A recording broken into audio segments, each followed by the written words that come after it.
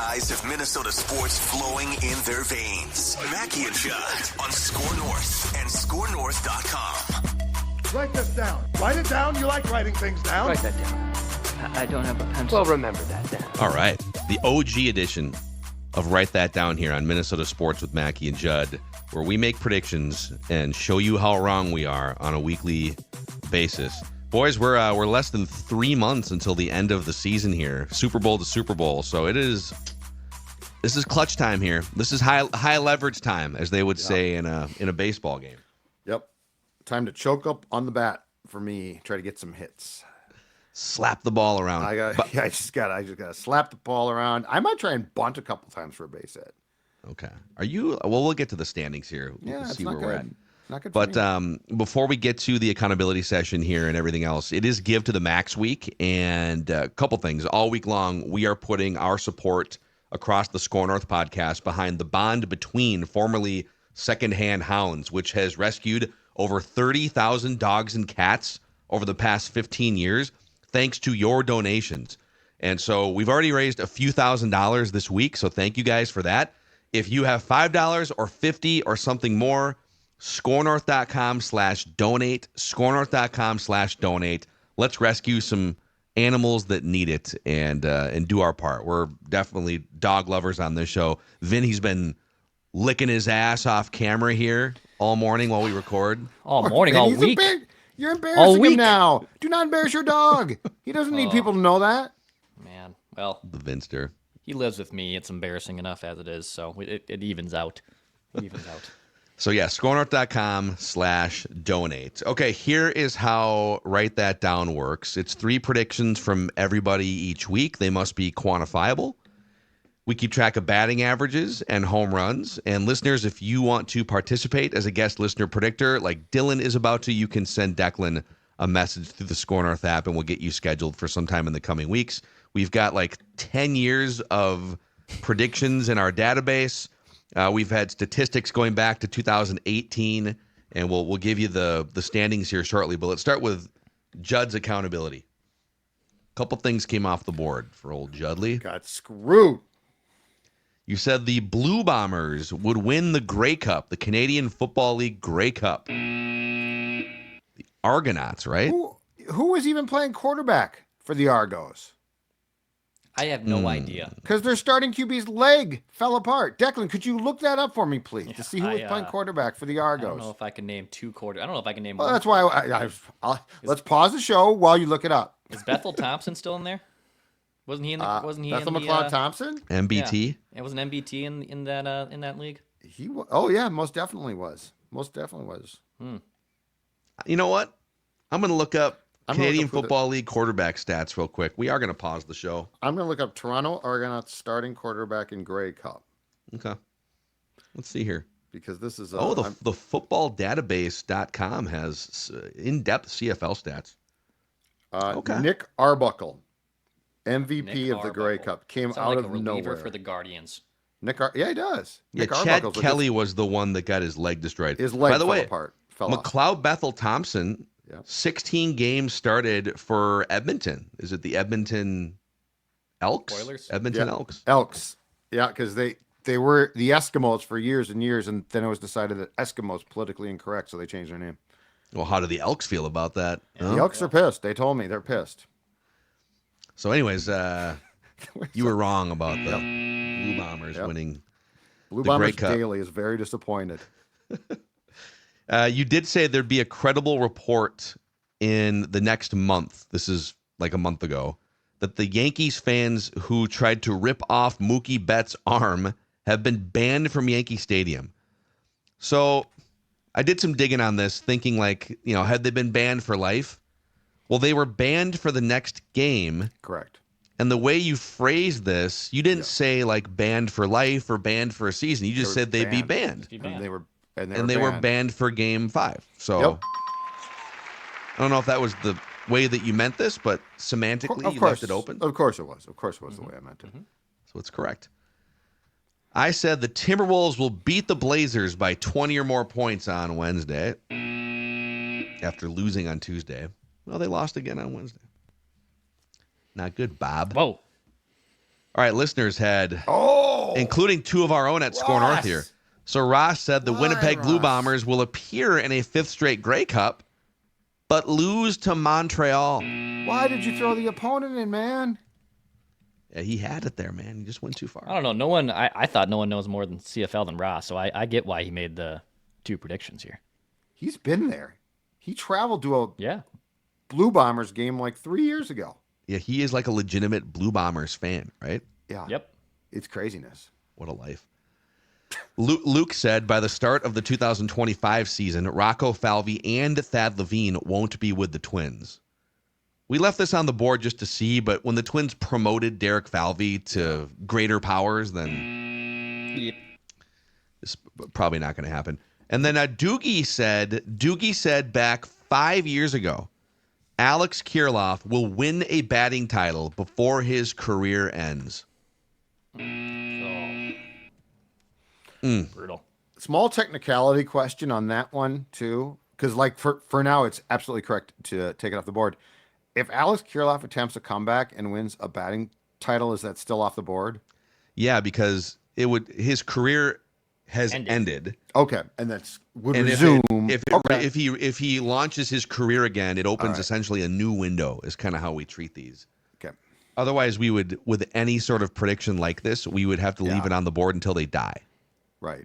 But Kirilloff just has more potential to actually come back than some people that we talk about. And if Doogie wants to make another batting title prediction, the appellate court could have. There's a possibility that they could have to hear this someday. let's go to Declan here. You said Rudy Gobert would drop at least 20 points in a game by this week's Write That Down. He did not. You said the Bills would beat the Chiefs and not trail in the fourth quarter. Nice work. And you said Emmanuel Clase will finish top 3 in Cy Young voting. They're going to announce the winner tonight, but he is one of the 3 finalists. So, if I may, if the committee will allow, I would like to pontificate this for being a home run. I made this prediction midsummer when his odds were still very low. And I believe he's like, one of 2 relievers in the last how many years to finish top 3 in Cy Young. He was having a good season, but I would like the committee at least to entertain a home run prediction here. Judd? I'm trying to find when exactly you made this prediction. I feel like I heard a lot of steam pretty early on that he was going to probably be in the running for the Cy Young. So I'd like to know when this prediction was made. The thing is, like, if you made this before the season, totally a home run. Even if I made it in May, I feel like May or June or something, like I feel like it would be. Relievers do not finish finalists for Cy Youngs. Like, it's incredibly rare. And yes, he had an awesome year, but well, it depends on when. To me, it depends on when you made the prediction, because there was a lot of national steam that he was going to be a top candidate for it. But if you did make this in May, then yes, I would side with you. Okay, so I'm just looking at the lines here. So line 89 in the spreadsheet. I don't put dates next to these, which is it would have been, and we're at 130 right now. So 41 predictions ago, and we make 3 predictions a week. So 41 divided by 3. Okay. You made that prediction 13 weeks ago. So you made that prediction. What would that be? Let's even round it to like 15. I'm glad you're good at math. You made the prediction like 4 months, like 3.5 or 4 months ago. You made it around the All-Star break. Okay. It's a really good solid hit, but I feel like taking one of the best pitchers in the game, like in June, let's call it June even. If this is a Lawyer Chase situation. If it was May, I would say it's a home run for sure. If I remember right, the All-Star I remember break, looking at the odds, and I think even I remember when I made the prediction, I said, I think this would be a home run because his odds were like plus 2,000, 3,000, because relievers just don't quantify for Cy Young awards. So if it's a knock, or if there's a Lawyer Chase listening to this, who I love, I feel like this has been a fan. I don't know if there's a ruling here though to be made by Chase, because it's this is as subjective as it gets, man. It's very subjective. It's not like black, because it's not your wording. Your wording's perfect. Yeah. I feel like if it was made at the All-Star break, no. I feel like if it was made in the spring, yes. Yeah, I mean, it was made. Well, did Declan miss any? Right, you got married around there. I'm trying to think. No, but you made predictions on your trip to Vegas and stuff. Yeah, because you were drunk by the pool. Yep. So yeah, this was definitely made at least 2 months into the season. At least 2 months in. Okay. And if you're taking one of the best pitchers in baseball 2 months in, if you would have said he'll win it, that's definitely a home run. Oh God, yeah, that's Finalist for anybody. Oh man, I don't know. If we get a bunch of blowback on this, we can. If the audience demands that this is a home run for Declan, we can potentially revisit. I don't know. I'll be swayed by them. I'm not sure I'll be swayed. Steadfast. Well, here's the stats on the season.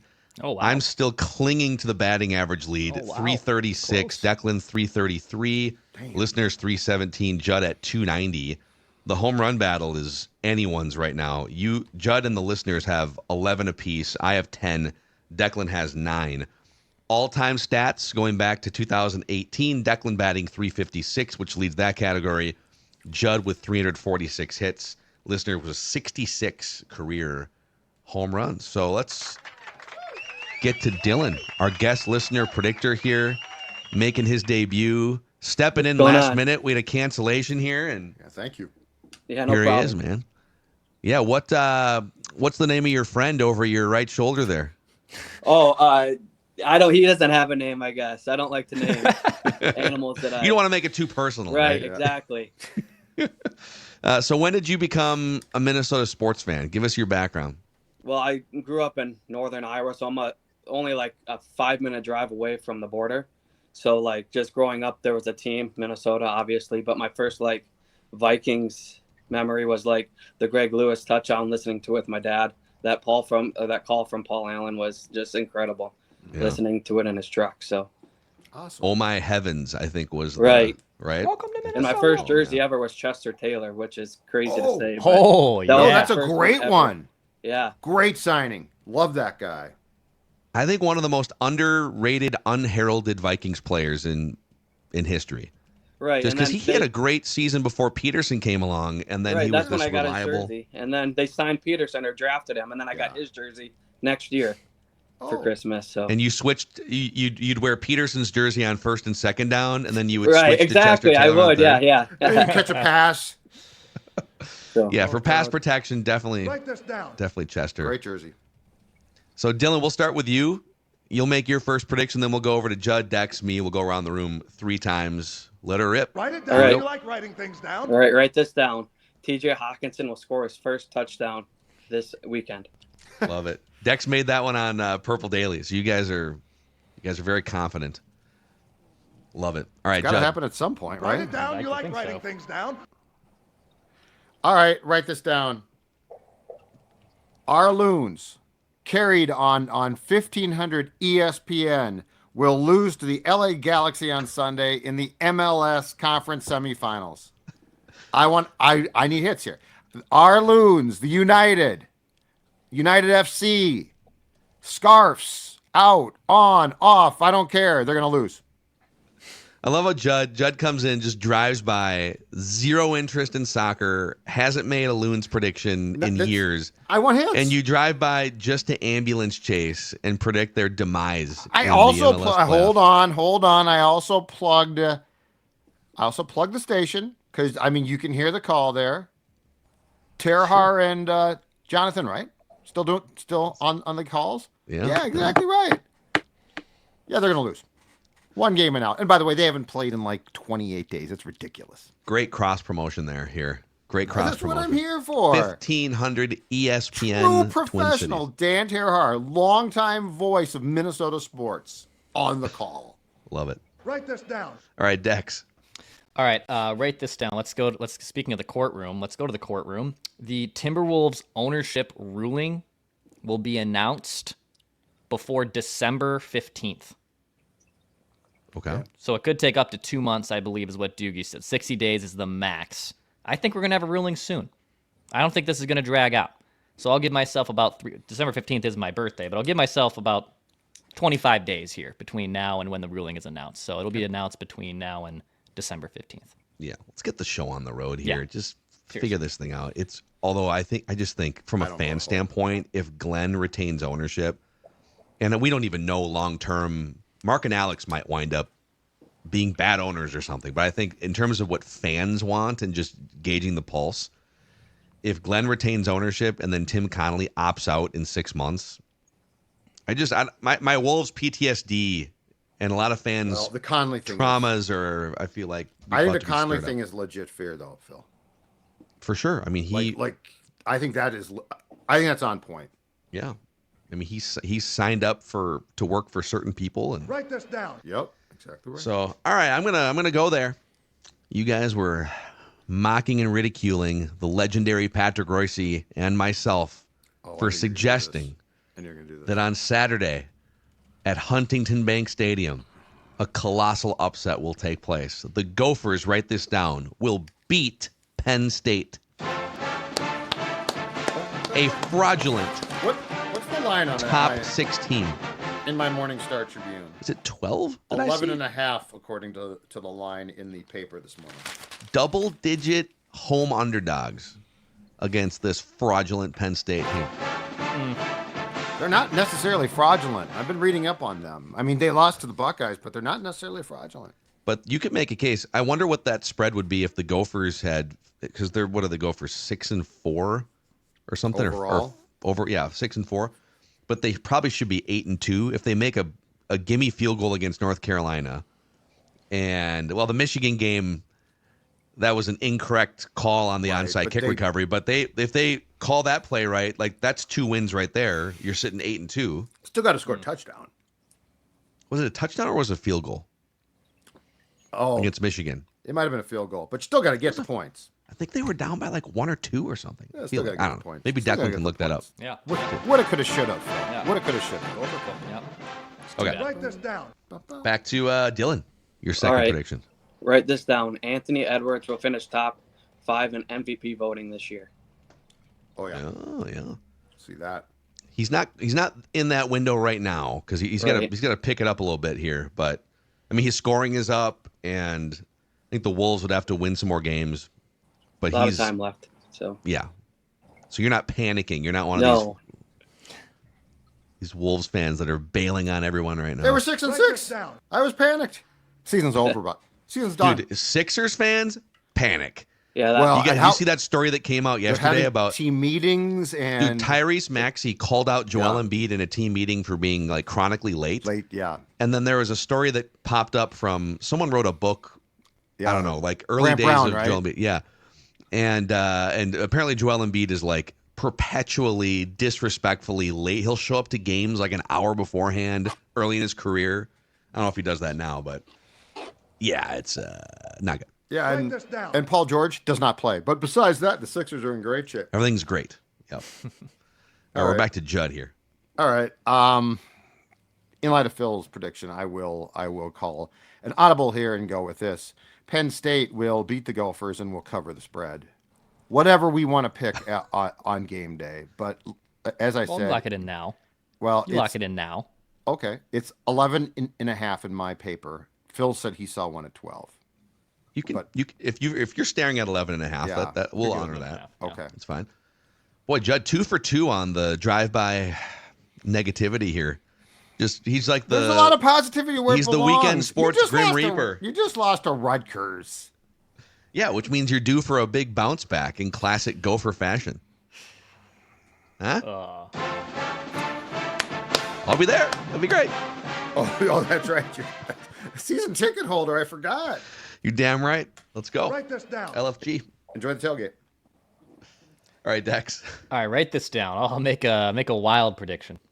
By the way, Judd, I heard AJ told me about your crazy hypothetical of Sidney Crosby coming to the Wild at the trade deadline, which is amazing. Well, my hypothetical went beyond that, though. Like, if you go back and listen to the last portion of JHS tomorrow, or from Tuesday, it's an unbelievable confluence of events that I see potentially for March 27th when the Capitals are here. That's all I'll tell you. Yeah, very interesting. AJ ran it all down, and I said, you know what? I think both those things are kind of possible. So write this down instead, though. Wild will post a shutout by next week's. Write that down. Okay. He'll post a shutout. Little Gus Bus. I think he's been great. I He's saw been a phenomenal. stat today from Wild PR. I think he's allowed 2 goals or less in all but one of his starts, which is the best figure in the NHL. So Got himself in shape. yeah, Right state of mind. He's been phenomenal. goaltending. Never know. Just a big shrug emoji every year. You never Coming know. to camp in shape, it helps. The Gus Bus was not. He was in A shape, but not in was shape. not in Is good- that? Yeah, he signed the contract and got, let's say, fat and happy, and he was coming off a great year. So he came in and he struggled and he never found his footing. And now, I think they tried to trade him pretty hard and they couldn't. And I think he took it personally. Yeah. I took that person. Hey, Gardy, what kind of shape do you think Jose Maharis is in coming into spring training? Well, he's in A shape. One of the great Write this down. lines. Big of all Sweat, time. right? Is that what his? I don't Was he remember. the Was Big that his Sweat? nickname? Well, I thought that was Denny's. Dennis Was Reyes was the Big Okay. Sweat, wasn't Yeah. Okay. Yeah, I think thought there might have been a Dennis couple big Sweats. It's a great nickname, by the way. Oh God, The Big Sweat's a great love a nickname. good big guy reliever. So do I. Write this down. he? Okay, write this down. So we got Wolves have a nice week. They're practicing. They're gelling together here. They get some off days, and then they play a really bad Toronto team on Thursday that they handled pretty easily early in the season. So write this down. Luka Garza will score at least a point on Thursday night against Toronto. Now I would assume that means they have a healthy lead and he comes in, but we're gonna get some cigars of time against Toronto. Garza, not Garzabage anymore. Is it always is cigar? You could go either way. Garzabage time and Declan's cigars. like devastated. How could you change his yeah, name? I love Garzabage time. Love Garzabage time. God. Cigar, I like them both personally. Yeah. Either way, a victory cigar, Cigarza, Yeah. Garzabage, I got it. whatever you want to use. Write this down. All right, back to Dylan for his third and final prediction. All right. I have a lot of faith in Brooks Lee for next year, so I write this down. I think he will finish batting 300 and at least 20 home runs.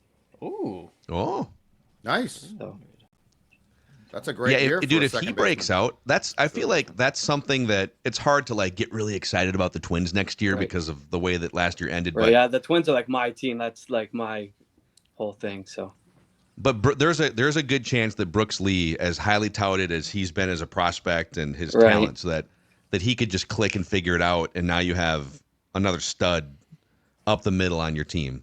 We're not really probably giving that enough credit, that possibility. So are we thinking Brooks Lee at third and Royce to second, Declan? Like what are we predicting or projecting for the opening of spring training? Yeah, I would bet on opening day even. You're going to see Brooks Lee at third, Royce at second. I think they're prepping him for that. Yeah. First base, a little bit of a shrug emoji. I don't know yet. I know that Julian is an internal option. I don't like slapping some guy at first base and saying, go ahead, go do it. I just think that's can't just play it. recipe for disaster. Well, I mean, Santana could come back. yeah, I just don't know. But the problem is his start to his season and finish was terrible. So, Yeah. but I mean, it's a hell of a first baseman. Yeah. As evidenced by his Gold Glove. Well, Dylan, thanks for jumping in last minute here Yeah, no with our problem. cancellation. Since you've got this life-changing platform right now, is there anyone in your life you'd like to thank that helped you get to His this buddy point? behind him. right, yeah, my Bambi? buddy, yeah. I mean, I like to thank my boy Justin. He's another one of my Minnesota fan lovers. We watch all sorts of sports together. So, and then obviously my mom, who's carried me through my whole life. So I got to shout out to her. So, Awesome. and that's about it. All right, Dylan, great stuff, man. Thanks Yep. again, and we'll see you again sometime. Yep. See you soon. Thanks, All right. Dylan. Let's keep it rolling here. Yeah, what? Yeah, did. What do you want? I was gonna say what's up. I just stopped at what. Dylan, Dylan brought up Brooks Lee. What are you gonna say? Dylan brought up Brooks Lee, and like all the Topps Chrome updates came through with like new players and there's jersey patches, but you had to have debuted by like May 15th. So like Brooks Lee, David Festa, Zebi are not a part of any of the rookie cards and patches because they debuted later in the summer. So I saw like Twins fans are like kind of upset because like also like the new ones for the Twins are Cody Funderburk because he technically debuted in August of last season, 2023, and Austin Martin quantifies because he debuted like I think like the second series of the year because of injuries. But no Brooks Lee on the Topps cards this year, which Twins fans, I guess, are very upset by. Dude, if you do find a Cody Funderburk Topps card, definitely, I'm in the market for sure. Well, I I'll think like there was a story this summer, like his I think his mom or something was in like a bidding war on eBay trying to find like the first one. 75 cents. Yeah, 80 cents. $1, $2. I'll go $1. Oh my God. Yeah. Are we gonna do like a Declan? Can we launch a SKOR North channel for Declan opening boxes, wax boxes? Yeah, I got I've got one for Dex right here. got my box. Do you want these decks? Or no? What are we looking at? Tops Series from 2022? No, I probably not. Well, Okay. probably I was not. going to give them to you if you want them, but if you don't want them, that's Are you they- gonna are they leave that sealed? closed? yeah. It looks sealed. No, I mean, yes, actually, it's sealed. there'd be a Julio in there, right? Would there be a Julio in there? I don't. I've lost Probably, track of rookie yeah. cards. How can Brooks Lee? Why don't they? So why don't they add a Brooks Lee card? I guess is my question. Yeah, I think it's because of the timing of the debut. So like Skeens quantifies because Skeens was debuted before their cutoff. So I think their cutoff was like May 15th of 2024. Seems So awful early any for a debuts that cutoff. happened, you have to wait till the next summer's, I think, like a 2025 update. It's awful early to have a cutoff in 2024, but that's just me. Yeah, I don't know if we need to rip cards. I mean, let's start. I got my top loaders. I got the penny sleeves. I'm locked in. Declan's all in He's right selling stuff from his I'm house selling now. on He's eBay. He's the Yeah. new Don West, man. Yep, He's I I got sent That's sold unbelievable. I got it. another Aaron Judge card in the mail Refractors. yesterday. Yeah, I'm It's good. unbelievable. Yep. I've Side got hustle. this Otani card. This Otani card can change your life. Dude, if the audience has never Don West, rest his soul. I think he died a couple years ago, but the old home shopping network, he would do these specials. Just put into YouTube Don West baseball cards, and it's amazing content. That reminds me of this too, because yes, West was great. But do you recall? And you guys might be slightly too young, especially Dex, but. Do you guys recall the old like gambling shows, like on the weekends? Yeah. You know, you want to put your house, and it was all disheveled. A lot of fat guys. They were smoking. They were either drunk or had been. And now the gambling thing is nothing but beautiful people. You're right. It has Like, gone it's from young like people, trolley, troglodyte-looking people Yes. to, just like the glamorous looking, Yes, for sure. And everyone's like well dressed in their 20s, beautiful on both sides. Like it's the biggest transformation. Beautiful in on both sports. sides. It's On both sides. It's the biggest A lot of beautiful transformation. people. Men, It used women, to be like a they're bunch all of beautiful. Hank Goldbergs That's what I'm and these saying. guys. Yeah, let's go to Jimmy the Greek. Let me tell you something, Brad. I'm going to kick your ass, and then we're going to take Cincinnati. It changes unbelievable. It's true. Yeah. I think it's probably true for TV in general. Like we don't put a lot of like odd looking people on TV. Like Chris Berman is kind of tucked away now, on ESPN Plus. The troglodytes like us are on. I on love YouTube. that's by the way, great word. I've got to incorporate Troglodyte. that I don't into my think I have ever heard that word. to my Substack. Write this down. Troglodyte's a great word. In fact, I'm going to write that down so I don't forget. Write that down. I think we're back to Judd for his third and final prediction here. Yeah, we are. Okay, write this down. I am going to put my. I'm going to put at least part of this prediction on the record, not the whole one because I don't think it's probably true. But Sidney Crosby will be traded before the end of the season by the Penguins, which would be a huge deal. Oh, yeah. The Penguins are a mess. He deserves. I know he's loyal and I know he likes comfort.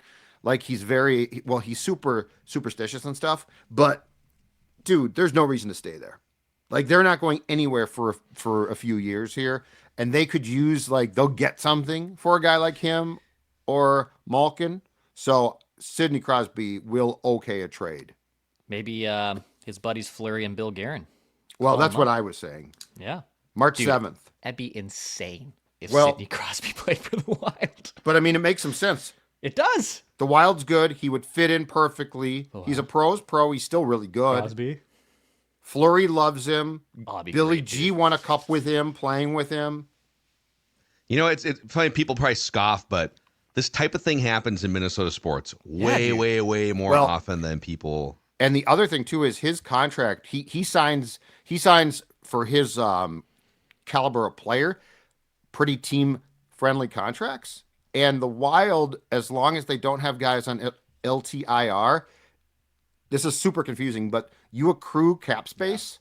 So like the Wild's actually accruing cap space right now. So it's not as low as you think it is. And if they accrue cap space until the March 7th deadline, they would be in a position, I think, to make that deal. I love this. Oh, but sign me up. it'll never happen. Yeah, I mean, it probably won't, but like it could. Write this down. Okay, Dax, your final prediction. All right, write this down. I'll make a wrestling prediction here. We haven't seen him on TV in a long time, and I think he comes back again like he did last year at Survivor Series. So write this down. CM Punk will return or participate at Survivor Series. Off the record, I think he's the 5th member for the Bloodline. Oh, wow. Because why don't we go on the record with that? Well, the only thing that prevents me is he might come up to mess with Seth Rollins. So I think there's 2 paths for him to return. Number one, because they said wise man make the call, and who's the OG wise man for CM Punk? It's Paul Heyman. So I personally think he's the mystery 5th member for the OG bloodline. However, there is a path where he comes to mess with Seth Rollins and start that feud because those 2 dudes like legitimately hate each other, and I would love to see those guys feud too. Judd, how would you feel if CM Punk was the 5th man in the bloodline? The OG bloodline, by the way. Yeah. Punk to Kaprizov to Eck, back to Punk, back to Big Kaprizov hockey fan. He's a huge Roman? Blackhawks fan. to Boldy. Yeah, I know. Huge Blackhawks fan. No, he is. But what is the bloodline? Just quickly, if you can explain. Well, there's I have 2 no idea. bloodlines right now. So it originally started with Roman Reigns and the Uso brothers. I might be sorry that I asked. So just I would just Google it, Judd. You'll figure and it out. now there's a Write new this one down. because Roman Reigns. I'll just Google it. Yeah, Phil's right. there Hold you on go. a second here. I'm just gonna start. There's to your Google. origin. Yeah. That's I think Okay. that's. Oh what this is. wow. Okay. Okay, final prediction here. Write this down. Trying to do some math on the fly here, but I believe the most in a Timberwolves game, I believe the most combined 3-pointers in a Wolves game so far is 79. It looks like the game against Sacramento, they combined for 79 3-point attempts. The game at San Antonio, they combined for 79. Write this down. The Celtics and the Wolves will combine for at least 90 3-point attempts in their game against each other, this weekend, whenever they play. Sunday.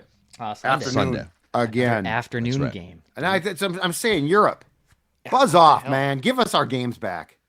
They will combine for at least 90 3-point attempts. That's nuts. It wouldn't be. I don't think it would be a home run because the Celtics are they average like 50 on their own. So I'm definitely leaning into the Celtics trend here. But write it down. Write this It'll be the down. most 3-point attempts of any Wolves game so far this year, over 90 or more. All right, dudes. Speaking of, we are going to be recording a Flagrant Howls for you guys. So if you haven't caught that on your feeds yet on this Wednesday, our hottest Wolves takes will be there. Don't forget about the Purple Daily Football Vikings edition of Write That Down. And we'll do a little scoop session with Doogie tomorrow. See you guys. What?